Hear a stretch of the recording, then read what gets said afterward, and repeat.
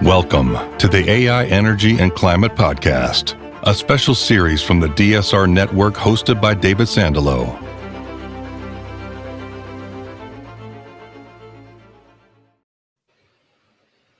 Michael Liebreich, welcome to the AI Energy and Climate Podcast. It's a great pleasure to be here. Always a pleasure to see you, David. Well, likewise, Michael, I've been learning from you for, I think, more than 20 years, ever since you founded New Energy Finance and then sold it to Bloomberg. Just for our viewers who may not know that history, can you just say a word about that? Yeah, so at the end of the dot-com boom-bust cycle, I found myself completely washed up with the best resume and the worst prospects of anybody ever. I went back to my roots and I started something called New Energy Finance, which was just an information provider, but around all of these new energy technologies, the clean energy technologies. It was a few tough years, and then it's really started to take off in about 2007. And in 2009, I sold it to Bloomberg. So whenever you see now any data or information or modeling from Bloomberg NEF, as it's now called, that is the team that I built, which is now something over, I think, 300 people, and has this kind of storied place in information and insight around net zero, energy, infrastructure, transition, agriculture, mining, all of that now. That was the seed that I sowed in 2004. Well, thank you for that. And a lot of us have benefited from that, Michael. And BNEF, or Bloomberg New Energy Finance, is certainly a key part of the clean energy world today, around the world. So what are you up to mainly today? What are you spending time on? So today I'm going to say three things, other than obviously family and, the usual, I have, kids and homes and that sort of stuff. But the three things that I do professionally, one is my media business, which is now really grouped into something called Liebreich Associates, is the sort of umbrella. A lot of it is my podcast, Cleaning Up, which you've been on, a fantastic episode. I don't know whether you want to put a link in your show notes to your starring appearance on Cleaning Up. But I also still write for Bloomberg, amazingly, because it's now 16 years since I sold New Energy Finance, as was then, to Bloomberg. And I still write. It's now down to twice a year. And the most recent one I'm sure we're going to talk about was on AI. But usually I try and find some topic and worry it to death. And I do some speaking. The second thing that I do is I'm an advisor. I've built a business now around what was initially just a few kind of relationships that I had where people wanted to sort of pay me to spend time with them. But now there's Ecopragma Capital. Friend of mine from business school, Henry Lawson, runs it day to day. I'm kind of the exec chair. We've built a very nice, healthy corporate finance practice and are increasingly looking to opportunities to put our balance sheet to work, or else to raise money and and put money to work on behalf of third parties, asset owners. So that's Ecopragma Capital. And the third thing is pro bono. So I've always tried, even when I was building New Energy Finance, I was actually the chair of a medical charity, and I've always tried to do something on the side. So I continue, and at times that has been working with Ban Ki-moon on what became Sustainable Energy for All, and then became SDG 7, the Energy Sustainable Development Goal. I've also been on the board of Transport for London. I've worked on energy efficiency for the UK government, also for the IEA. And actually, I'm just back from Sierra Leone, where I visited a project that I set up with a bunch of people. You might know Richenda van Leeuwen, who was formerly with the UN Foundation, I think. And, she's got this tremendous track record in energy access across, I think it's probably 20 years or more. And we together raised money and put in a solar mini grid for a neonatal unit in Sierra Leone, because I happened to see a tweet from the doctor who set up the unit saying that when there are power cuts, the babies die because they need warmth and they need oxygen.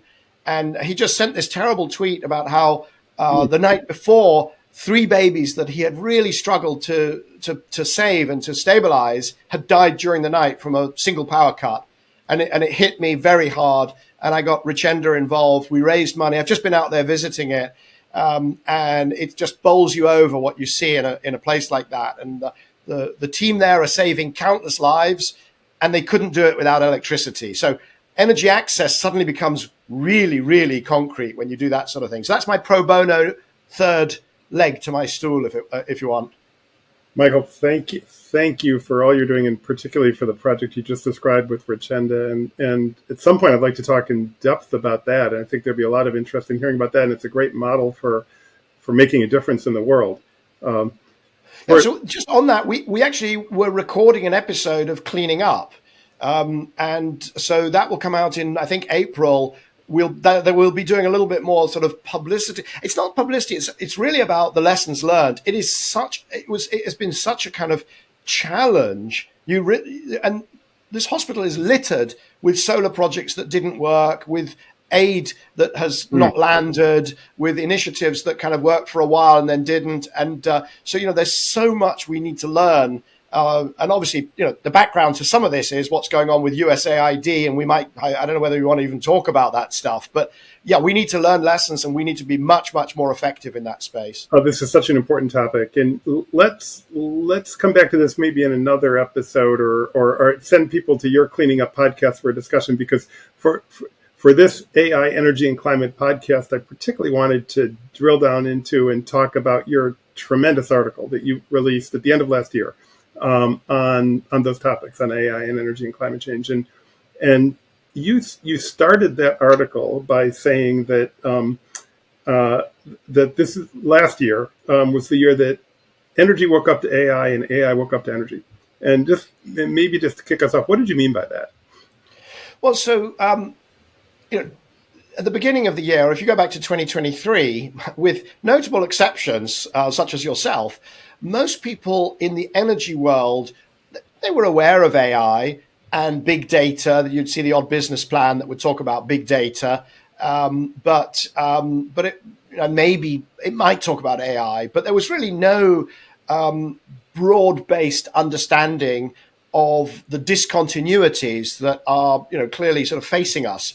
And I put those into two buckets, as do you in the work that you've done with ICEF, which is the impact that AI can have on the energy sector, and in terms of other new services and changing the way we do energy, and the impact, of course, of the energy required by AI. And I will confess, if you go back to the beginning of last year, I did not realize just what extraordinary feats of engineering these big data centers, these big training data centers for the generative language models, I was bowled over when I understood how big they are.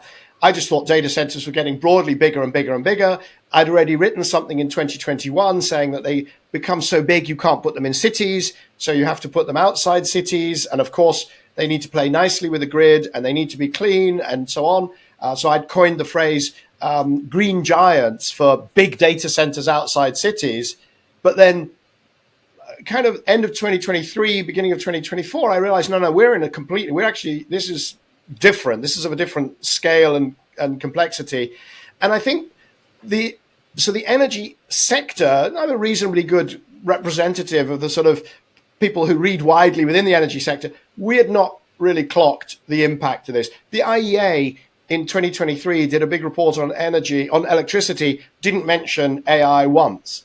And I think it was the same for the AI sector, that they just kind of assume energy in the same way that there was all these sort of business plans for all types of data-driven businesses over the last 25 years, and they just kind of assume electricity and they assume ubiquitous internet without asking where it comes from.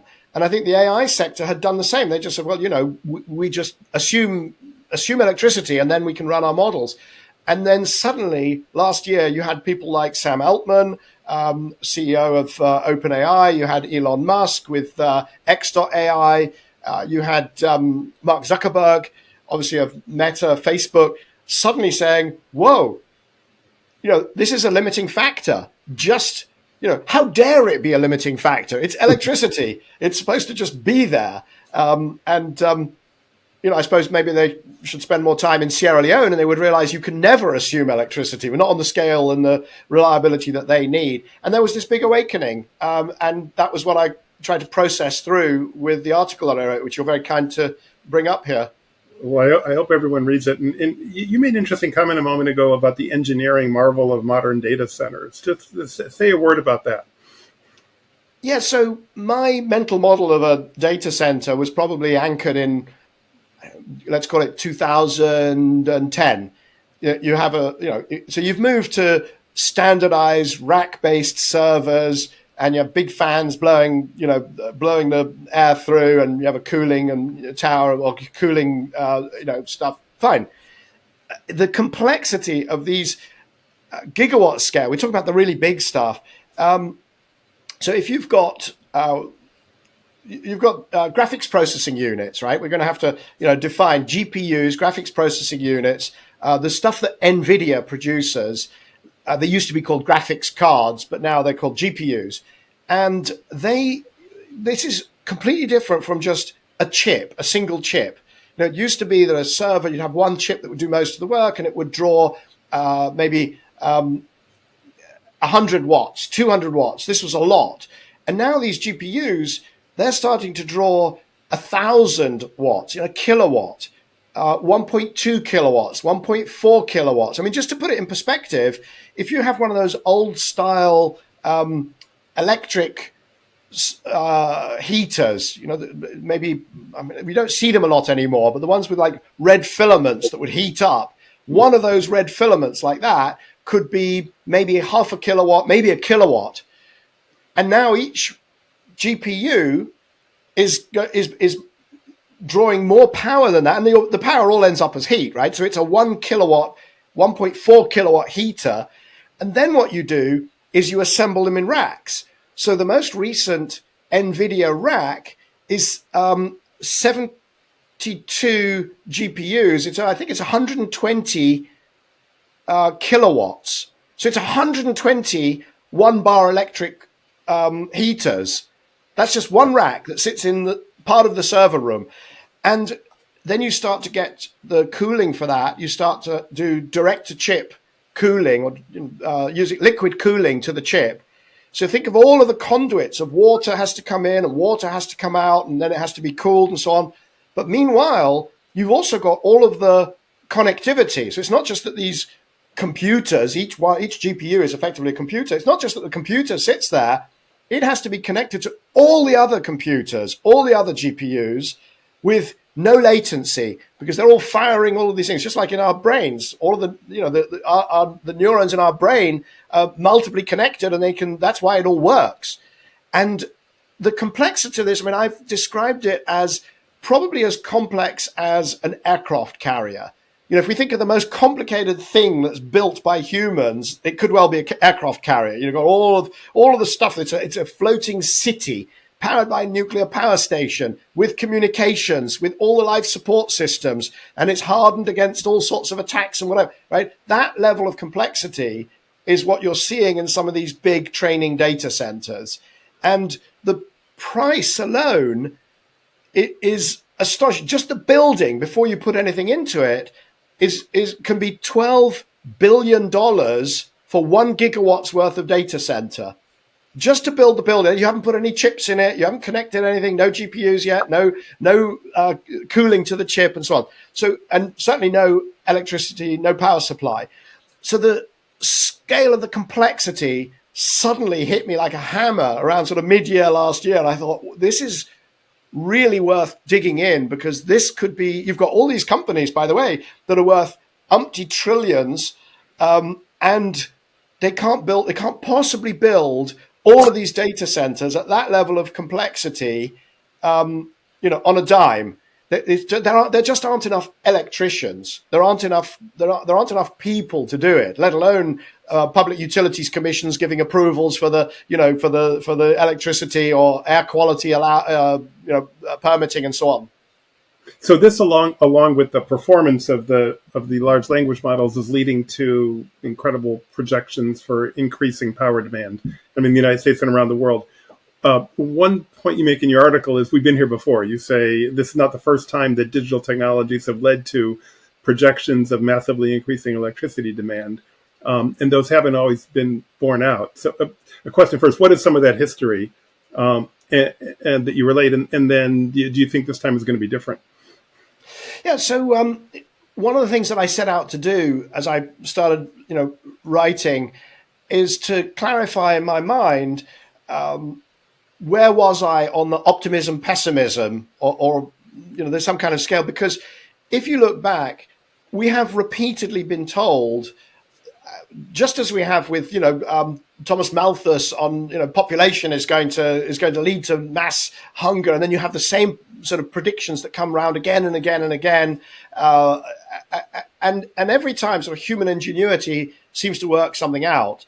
And in data centers, we've had exactly the same. If you go back to when the internet came along, nobody was thinking about data centers. They'd only just invented the World Wide Web in I'm not sure exactly which. I think it was 1993 or 4.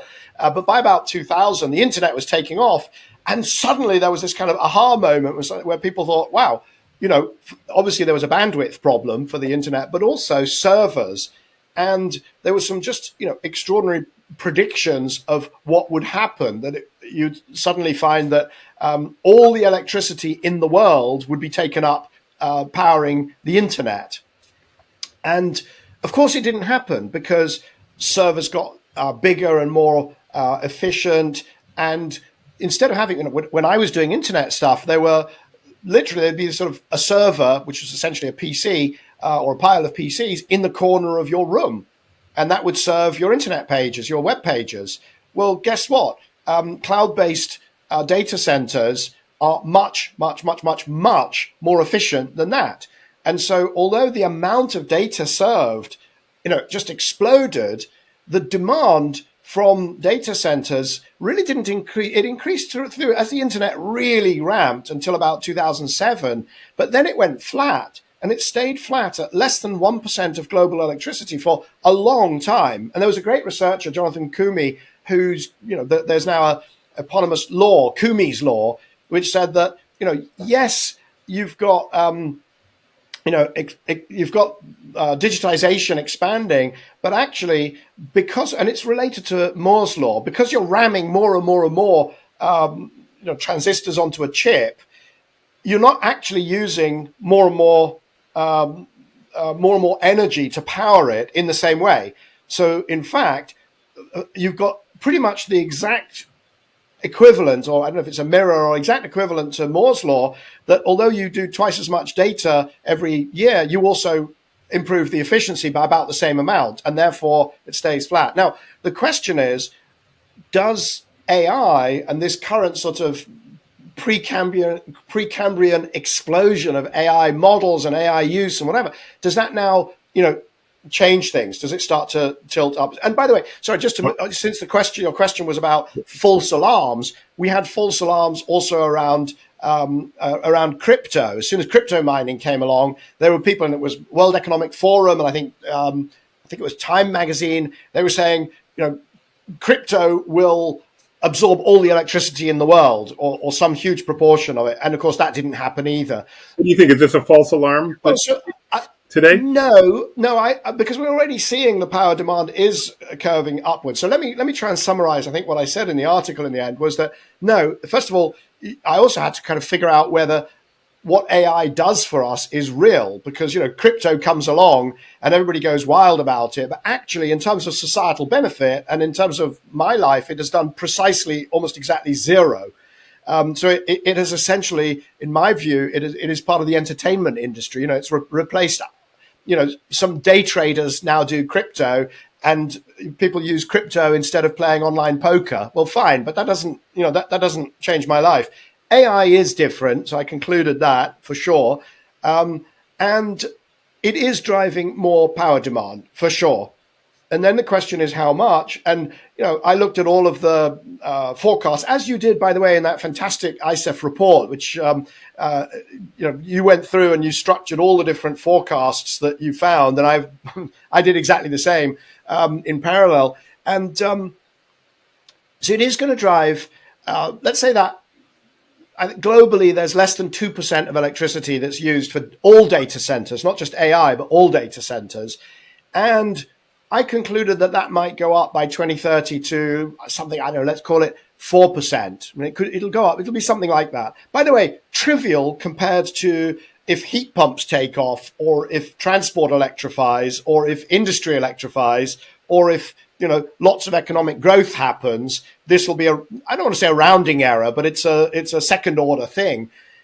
The interesting thing that I concluded was that it won't be evenly distributed globally, partly because of US and export constraints on NVIDIA GPUs and so on. That 4%, going from 2% to 4%, might not sound hard, but it is hard because a lot of it's going to be in the US. So the 4%, the US is already at 4%, could go to 8 or 9% of electricity being AI driven or data center driven.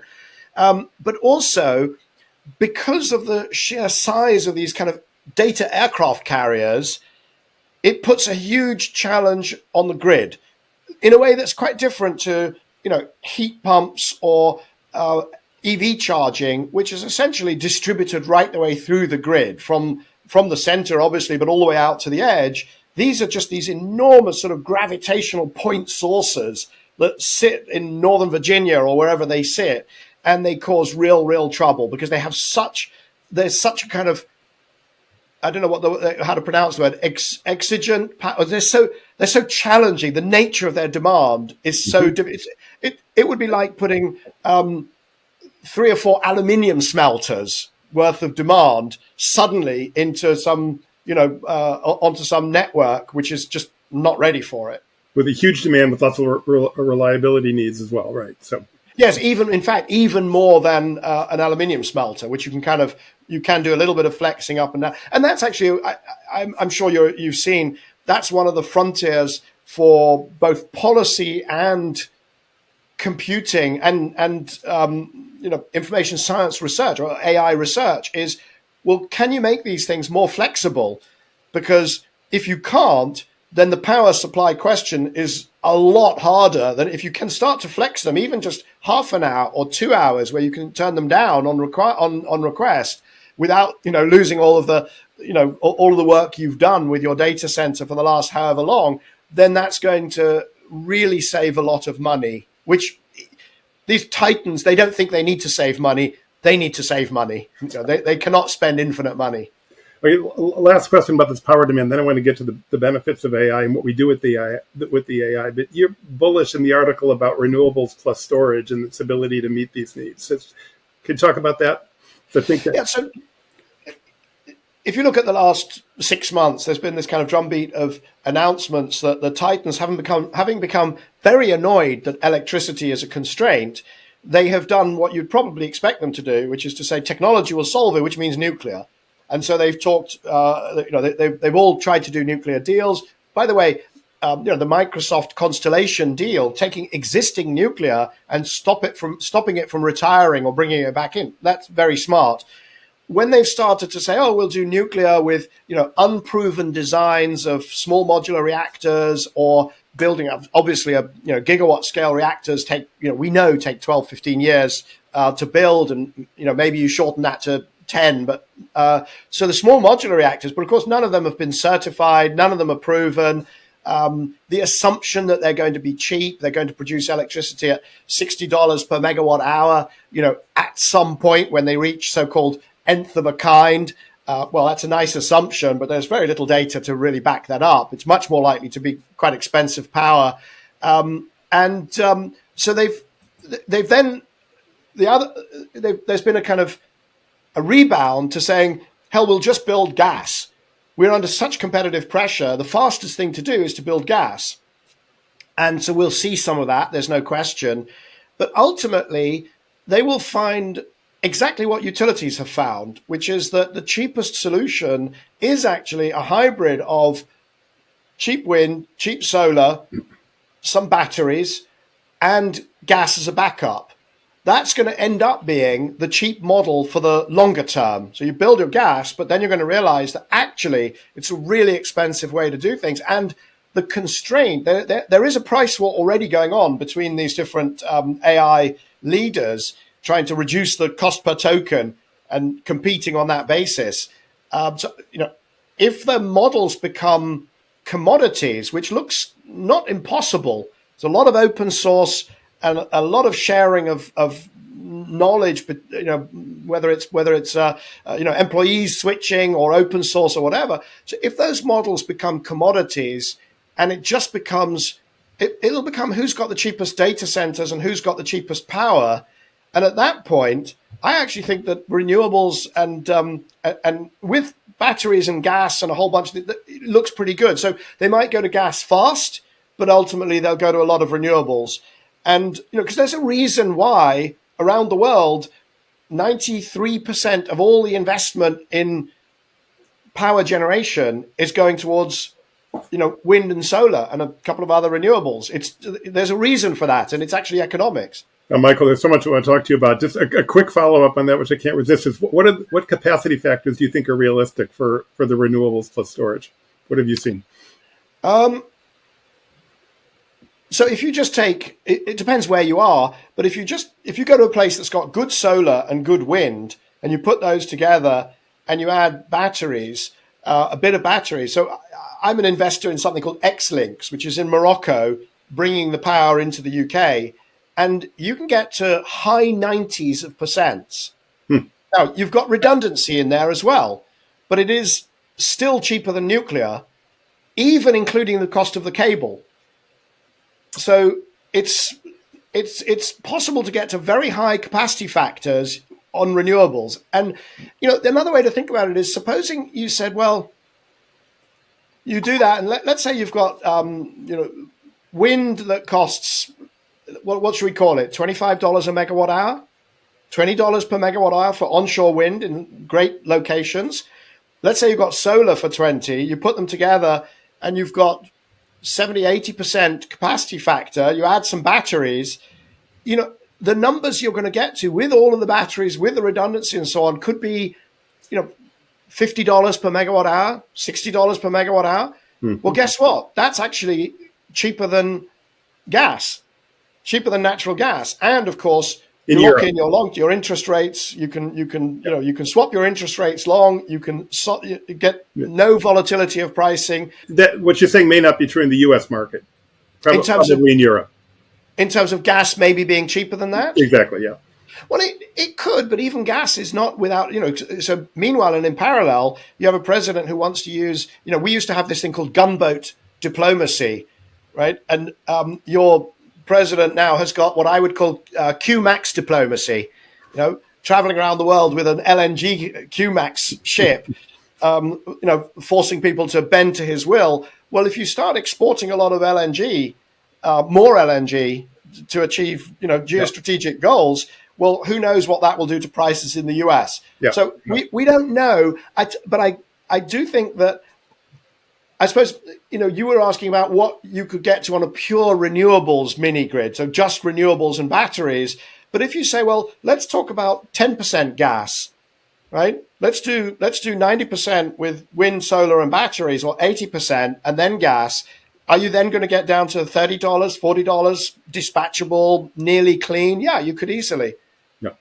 And I think but it'll be fun. I'll tell you what, I'm really looking forward to the education that the Sam Altmans and the to a certain extent, even Elon Musk and Zuckerberg and so on are going to get in this stuff, because I don't think they've paid it enough attention, and it matters to their business. It's going to be existential. So what are the implications for energy demand from that analysis? Well, that would suggest that the inflated estimates of future power demand are not going to happen. So in my article, I actually took, if you take all of the NVIDIA analysts' consensus for their revenues, and you turn that into the number of GPUs, and then you say how much energy is that going to be? That's the kind of maximalist version of energy demand, and I don't believe it. I think it's going to be a lot less than that. So still growth, but a lot less than that. What does it look like? It looks like a market correction. It looks like those data centers not all getting built. And, I think that they're also, at the moment, these hyperscalers, they're applying for multiple grid connections. They're trying to develop 3-4 sites when, they only really need one to, go through to the next stage and so on. So, it's going to put a dampener on power demand. And do you think DeepSeek is going to do the same, or the implications of the DeepSeek release? So DeepSeek is really interesting because the news broke. Those who were watching it were watching it. I did not have it on my radar screen when I wrote my article, but it doesn't change my global estimate of power demand, because actually in the article I say things like there are almost certainly innovations out there that will dramatically improve the energy efficiency of AI, in the chip, in the algorithm, across the board. So I was expecting a sort of DeepSeek type breakthrough. And so I wasn't surprised by that. The surprising thing, of course, was that it was a Chinese team that delivered it. And so where I think my forecasts in the piece might be wrong is the balance between how much power demand will be in the US versus not in the US. And I'm still trying to get my head around to what extent has the locus of AI shifted out of the US because of DeepSeek? And some people think it has, but a lot of the really smart people think that actually DeepSeek had access to, NVIDIA GPUs, but now going forwards they won't because of the export controls. And we have to see whether the new administration maintains those. So DeepSeek doesn't really change my view, no. Well, so my observation is that much of the dialogue around AI and energy and climate is focusing on the power demand for AI, and we have just replicated that here in this conversation.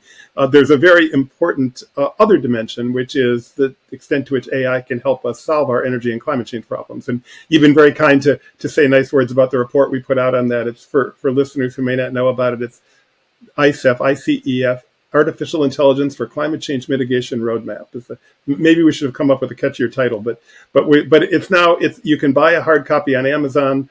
We're going to put links in the program notes here where you can download it. It's a 17-chapter report. But you also talk about this in your article, Michael, and I love one of the lines that you had. I'm going to read it directly. You wrote, "If AI helps bring forward the electrification of heating, transport, and industry by a single year, that would more than offset any negative climate impacts from its own relatively limited power demand." That's, I think, a statement that is not widely understood. So could you elaborate on that and what you think the potential benefits could be and how we get there?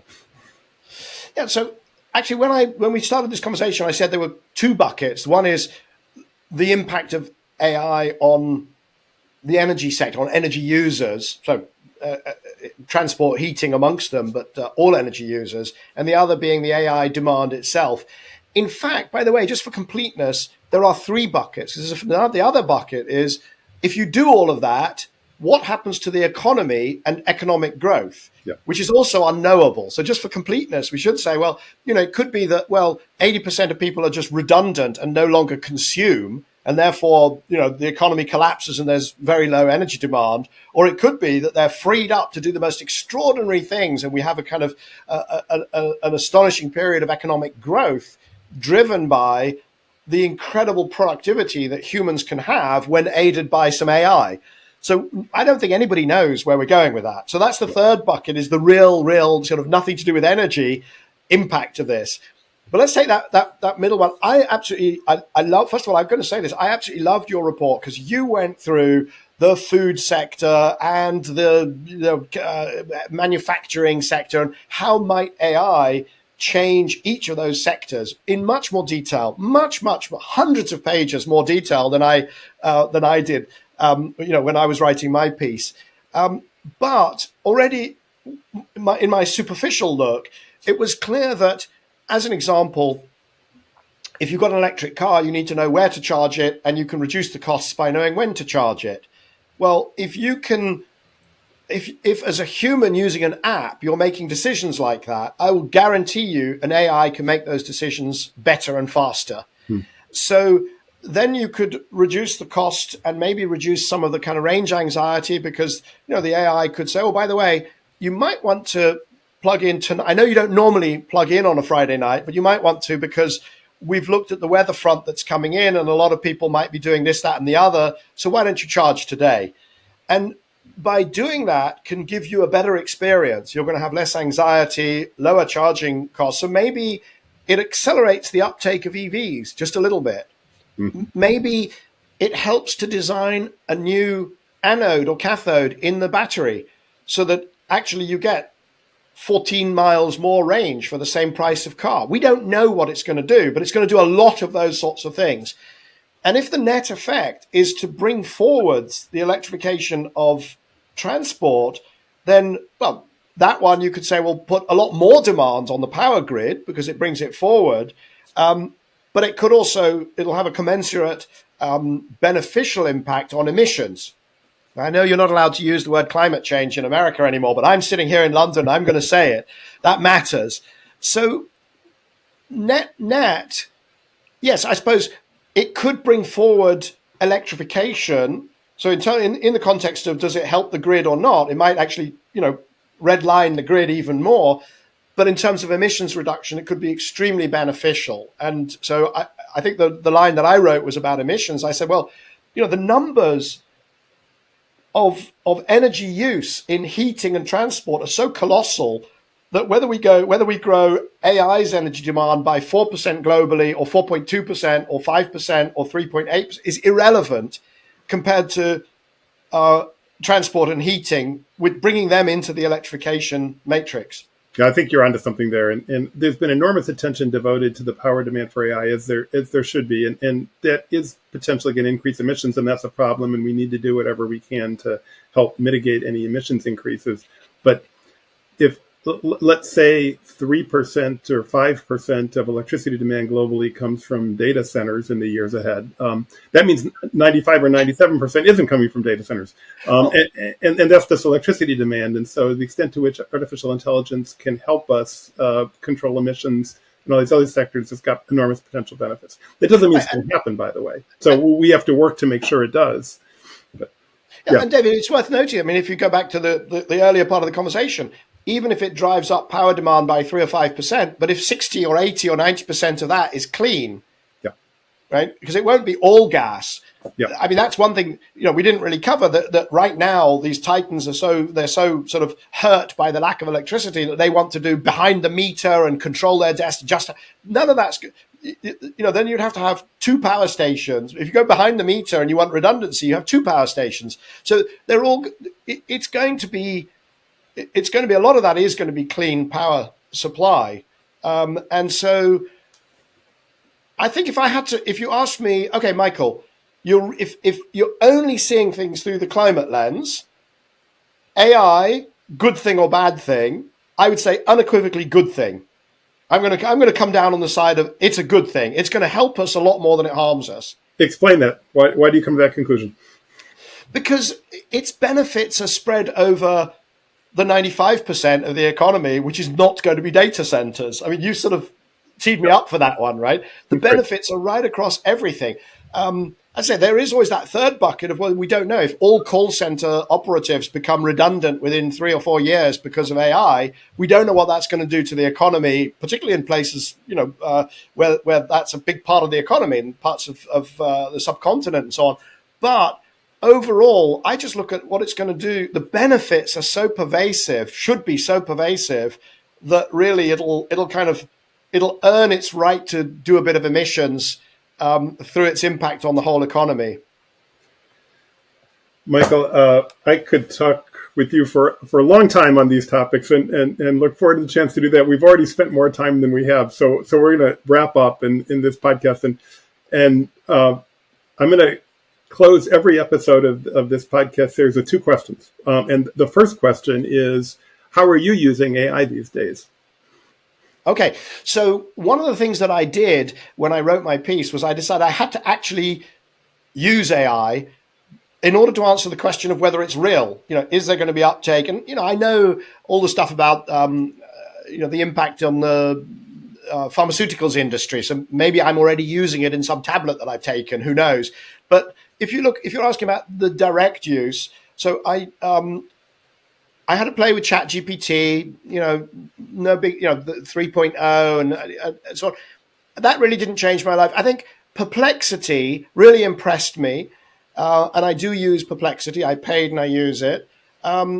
I reached the limits of it reasonably quickly, though, in the sense that you can ask it questions. It's very fast to answer a question, but if it doesn't know the answer, just give up, because if it doesn't get it right in one, it's almost never gets it right in two or three, and so on. I use Elicit to scan through academic papers and summarize and find academic papers. It's just better at that than Google Scholar for identifying the sort of state of the art on, I don't know, some aspect of what I research day to day. For the episode, the Power and the Glory episode, which is the cleaning up podcast version of the piece that I wrote on AI, I created a fake Michael. I cloned my voice. And for those of a certain age who will remember Max Headroom, the TV, artificial, actually it was analog, it wasn't even digital, talk show host in the 1980s. So I created what I call Mike Headroom, and it's my voice, and it reads the thing that I wrote. And I did that, but, in order to kind of find out how hard it was. And it's a bit, it's weird and uncanny, and it was a huge amount of work. Will I be doing it again? Not until it improves a lot. So those are probably, but of course there's also Google Translate. Actually, let me give you an example. I've been researching the history of hydrogen, as you'd expect. And that took me down a rabbit hole, which required me to read some stuff in Gothic script from the 1930s, written in Germany. And if you watch this space, you'll learn more about what I found, because it's fascinating. But that's too much for this episode. But I used an AI to turn the Gothic script into normal German, and then Google Translate to turn that into English, which I then had to completely redo, or I used it as a basis. But impossible without AI. It would have been a year's work for an academic, and I did it on a weekend. I think we've all just incorporated this translation capability into our everyday lives, and it's just remarkable. The change even from 10 years ago, and that's all AI, ML driven. Absolutely. Oh, entirely. I read in any language. I can read Chinese articles. I can read. I can actually, because I've made the voice, the Mike Headroom, I can actually now speak fluent Dutch. But who knew? All right. Final question, Michael, and this is an idea that I got from Ezra Klein's tremendous podcast. It's a variation of what he does to close his podcast. But could you recommend to our listeners 3 books, reports, or articles? And those can be on any topic, and old or new. A classic from your childhood, an article you read yesterday, whatever strikes your fancy. 3 recommendations. So, David, I'm so glad you gave me a heads up that you might ask this, because I was able to spend some time thinking.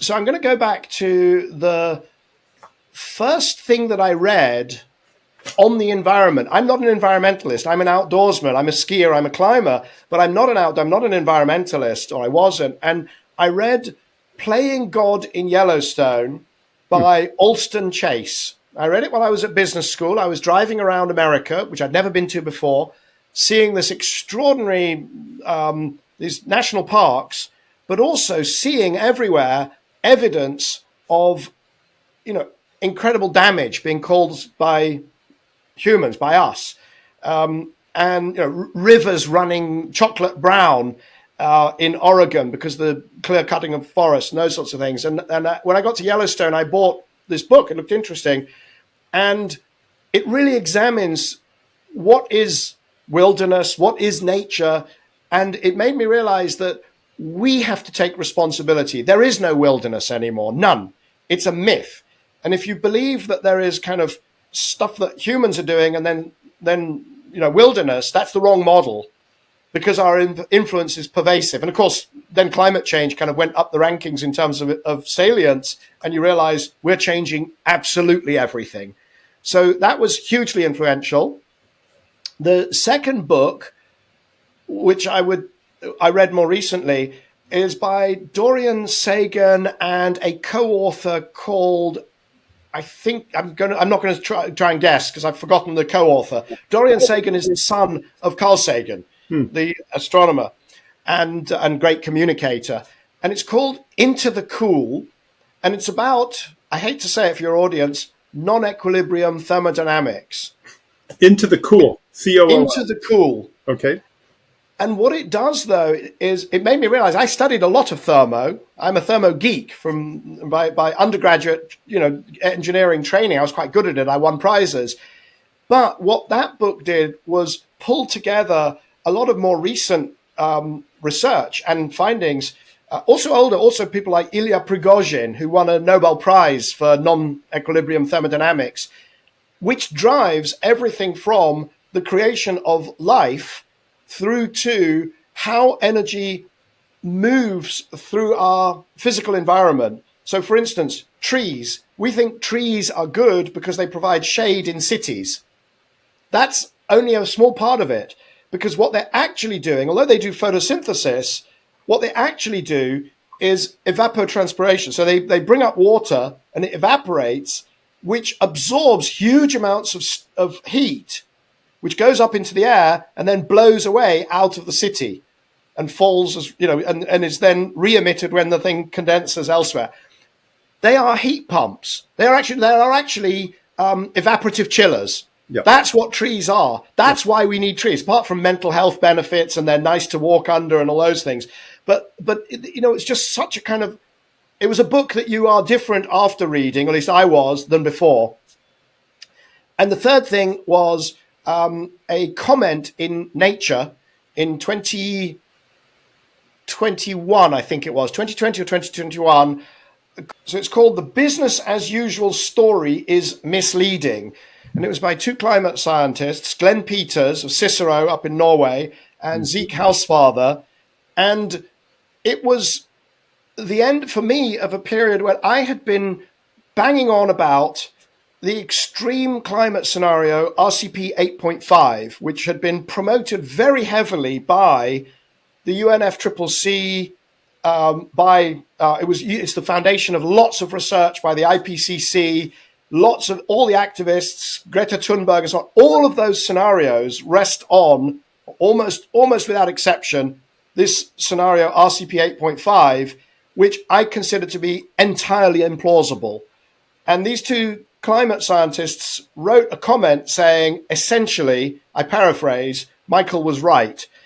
Now, the reason I feel that's influential for me is it vindicated that although we're very concerned about climate change, we can't say to others, follow the science, and not do it ourselves.